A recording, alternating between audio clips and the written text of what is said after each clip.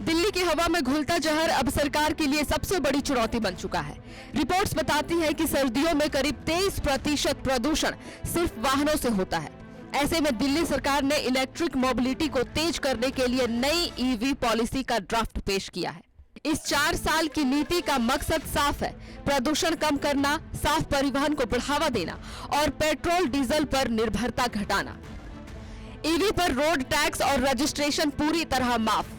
दोपहिया ईवी पर 30,000 तक सब्सिडी, ई ऑटो पर 50,000 तक की मदद, इलेक्ट्रिक ट्रक पर 1 लाख तक सब्सिडी, पुरानी गाड़ी स्क्रैप करने पर मिलेगा इंसेंटिव। 2030 तक क्लीन और ग्रीन दिल्ली का लक्ष्य। नई पॉलिसी के तहत इलेक्ट्रिक वाहन खरीदने वालों को बड़ा फायदा मिलेगा। दोपहिया ईवी पर पहले साल 30,000 रुपए तक की सब्सिडी दी जाएगी, जो हर साल कम होती जाएगी। वहीं ई ऑटो के लिए 50,000 और छोटे इलेक्ट्रिक ट्रक पर 1 लाख रुपए तक की मदद मिलेगी। सबसे बड़ी राहत, सभी ईवी पर रोड टैक्स और रजिस्ट्रेशन फीस पूरी तरह माफ होगी। पुरानी और प्रदूषण फैलाने वाली गाड़ियों को हटाने के लिए स्क्रैपिंग इंसेंटिव भी दिया जाएगा। BS4 या उससे नीचे के वाहनों को स्क्रैप करने पर दोपहिया से लेकर कार और ट्रक तक अलग अलग आर्थिक मदद मिलेगी।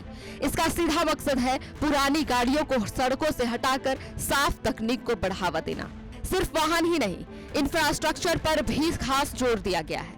चार्जिंग और बैटरी स्वैपिंग नेटवर्क को मजबूत करने के लिए दिल्ली ट्रांसको लिमिटेड को नोडल एजेंसी बनाया गया है।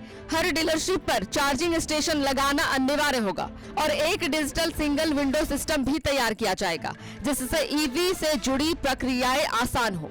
नीति में भविष्य की तैयारी भी साफ नजर आती है।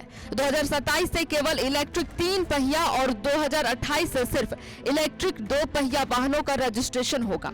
स्कूल बसों और सरकारी वाहनों में भी ईवी का हिस्सा बढ़ना अनिवार्य किया गया है।